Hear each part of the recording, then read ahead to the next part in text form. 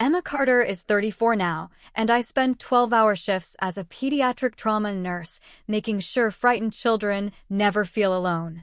Last Christmas, my husband Daniel searched 6 antique shops across 3 counties just to replace a small brass house key tied to a faded blue ribbon, because I'd once mentioned losing mine years ago. He thought it was simply a childhood keepsake. He didn't know that key represented the last day I believed my parents would always come for me. At exactly 3:42 p.m. on September 18, 2004, that belief disappeared forever. 22 years later, that same brass key sat beside an unopened envelope on my dining table while rain tapped against the window, waiting for me to decide whether some doors should ever be unlocked again. What I didn't understand at 12 was that the walk home wasn't the worst part. The silence waiting for me at the end of it was.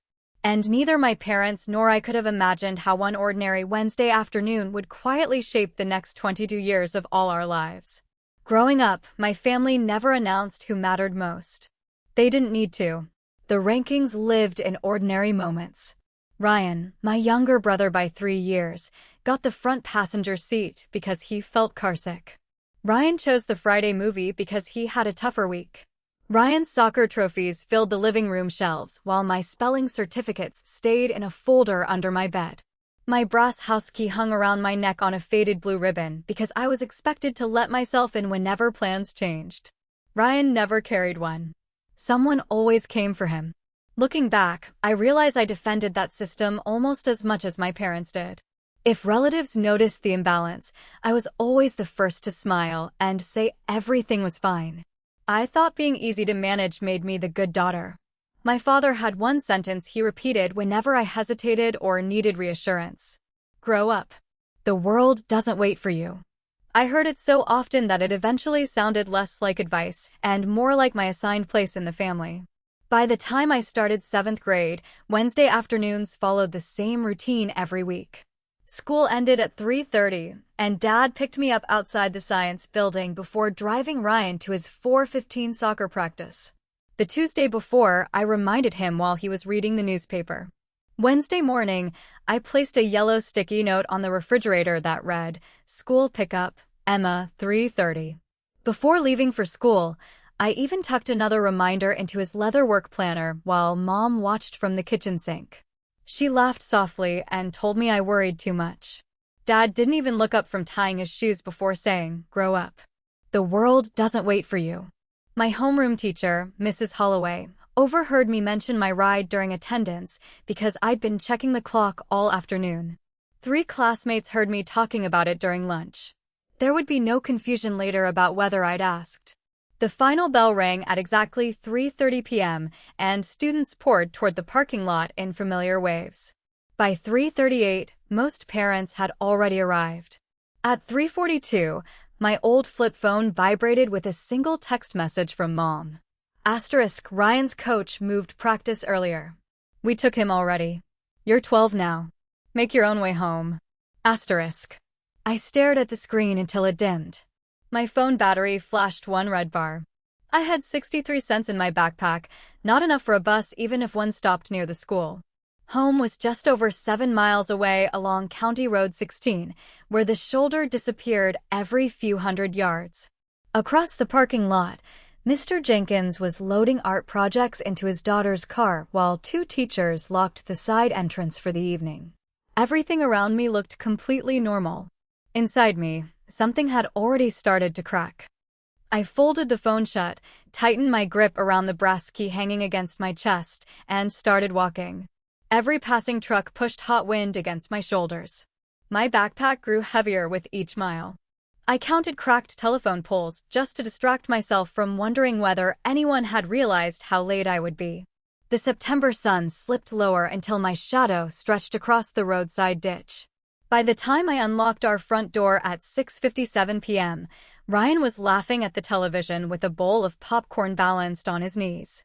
Mom asked whether I'd remembered to wipe my shoes before coming inside. Dad barely glanced away from the evening news before saying the words I'd heard my whole childhood. Grow up. The world doesn't wait for you. That night I hung the brass key back around my neck before going to bed. I didn't cry. I didn't argue. I simply understood, for the first time, that if I disappeared on the walk home, I wasn't completely sure anyone would have come looking. And although I couldn't explain it then, that certainty became the last conversation I ever truly had with my parents. I didn't tell anyone at school the next morning that I'd walked more than 7 miles besides speeding traffic. When Mrs. Holloway asked why I looked exhausted, I smiled and blamed homework. At 12, I thought protecting my parents was part of loving them. That afternoon, though, every ordinary memory seemed to rearrange itself. I remembered waiting alone after piano lessons because Ryan's baseball game had gone into extra innings. I remembered my birthday cake with Ryan's favorite chocolate frosting because everyone likes chocolate. I remembered apologizing when my science fair ribbon accidentally blocked one of Ryan's soccer medals on the mantel. None of those moments had felt important by themselves. Together, they formed a pattern I could no longer ignore. The hardest truth wasn't that my parents had left me to find my own way home. It was that I'd spent years helping them believe I'd always accept being the child who came second. For nearly a week, I convinced myself I was overreacting. Adults knew things children didn't. Maybe there had been no other choice. Maybe I really had been old enough. But every time I touched the brass key around my neck, I remembered standing alone in that empty parking lot at exactly 3:42 p.m., reading a text message that sounded less like instructions and more like permission to stop being someone's responsibility. The first person I told was my grandmother. She listened quietly while peeling apples in her kitchen, her hands never stopping. When I finished, she sighed and set the knife down. "They shouldn't have done that," she admitted. "But your father works hard, sweetheart. You know how stressful life is. Don't make this into a family problem." I nodded because I always nodded. Even then, I noticed she hadn't asked whether I'd been scared. A few days later, I mentioned it to my Aunt Denise while she drove me home after a cousin's birthday party. She frowned for a moment before giving the same kind of answer. "Parents make mistakes," she said. "You'll understand when you're older. If you keep bringing it up, everyone will end up arguing over one afternoon." One afternoon. That phrase stayed with me almost as much as my father's. Neither of them had asked what 7 miles felt like to a 12-year-old girl walking beside strangers' cars as daylight disappeared. They weren't cruel people. They simply believed preserving peace mattered more than acknowledging pain. The only person who reacted differently was Mrs. Holloway. She noticed I had started lingering after school every Wednesday instead of waiting outside. One afternoon, she gently asked if everything was all right. This time, I told the truth. She didn't interrupt me. She didn't defend my parents. When I finished, she sat quietly for several seconds before speaking. "Emma," she said softly, "what happened wasn't teaching independence. It was abandonment." No adult had ever used a word that strong about something that had happened to me. She wasn't trying to make me angry. She was giving me permission to stop pretending I hadn't been hurt. For the first time, I wondered whether growing up didn't mean accepting whatever people did to you. Maybe it meant recognizing when something was wrong, even if the people responsible loved you. That realization didn't make me hate my parents. It simply made it impossible to keep lying to myself. For almost 2 months, I kept believing there had to be a way to fix what had happened. I wasn't looking for an apology that would erase the walk home. I just wanted someone to admit it should never have happened. So one Saturday morning, I wrote my parents a letter in careful blue ink on lined notebook paper. I didn't accuse them of being bad parents. I didn't mention fear or abandonment. I simply explained that I'd been frightened, that the road had no sidewalks, that it had been getting dark, and that I'd spent most of the walk wondering whether anyone would notice if I never made it home. At the bottom, I wrote one sentence: "I just need you to understand why it hurt." I folded the letter twice and left it on the kitchen table before going to school for a debate tournament. When I came home that evening, the letter was gone. Dad was washing his truck in the driveway.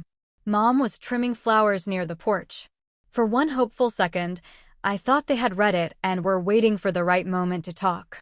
Instead, Dad shut off the hose, looked at me with mild irritation, and said, "You really need to let this go." I asked if he'd read the letter. He shrugged. "You're making too much out of one afternoon." Then he smiled the same tired smile I'd seen 100 times before. "Grow up. The world doesn't wait for you." Mom didn't disagree. She wiped dirt from her gardening gloves and quietly added, "If you keep acting like this, you're going to make Ryan feel guilty over something that wasn't his fault. You'll upset this whole family." It wasn't a conversation. It was an ultimatum. If I wanted peace, I had to carry the entire weight of what had happened by myself. If I wanted honesty, I'd become the problem. Standing there in the driveway, I realized they weren't protecting Ryan. They were protecting the version of themselves that had never made a mistake. Something inside me became strangely calm. I stopped trying to convince them they had hurt me because I finally understood they needed me to believe I hadn't been hurt at all. That was the price of belonging. And for the first time, I decided it was too expensive. I didn't announce my decision. I didn't slam a door or shout or threaten to leave. I simply stopped chasing a place inside a family that required me to disappear in order to fit. The strange part was that I never stopped loving them. I just stopped measuring my worth by whether they chose me. Years later, I would realize that was the day my real life quietly began. A thought came to me as I walked back inside, the brass key tapping gently against my chest with every step. You don't build a home by begging someone to unlock the door. You build one where no one has to ask for permission to belong. ***. Even after deciding that, I left room for them. I still hoped that one day Dad might knock on my bedroom door and say he'd been wrong. I hoped Mom would ask what that walk had actually felt like. I kept that space open, not because they had earned it, but because becoming hard felt too much like becoming them. When I turned 18, I packed everything I owned into 4 cardboard boxes and the faded green suitcase my grandmother had given me for high school graduation.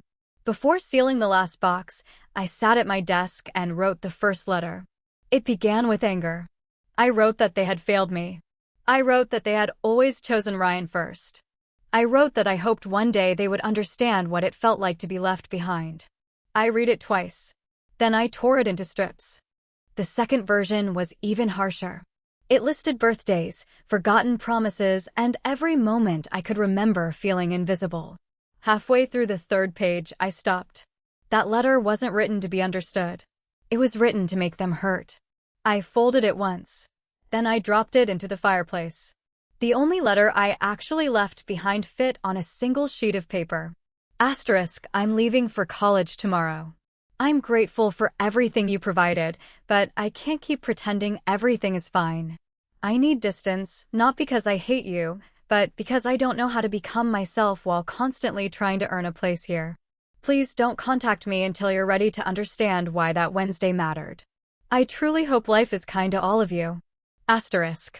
I signed only my first name. Nothing else. 3 days later, my phone rang while I was unpacking my dorm room. Dad left a voicemail. It lasted 11 seconds. "You're acting dramatic. You'll come back when you grow up. The world doesn't wait for you." I saved the voicemail. Not because I wanted to hear it again. Because I wanted to remember why I never answered. That was the last time I heard either of my parents' voices for a very long time.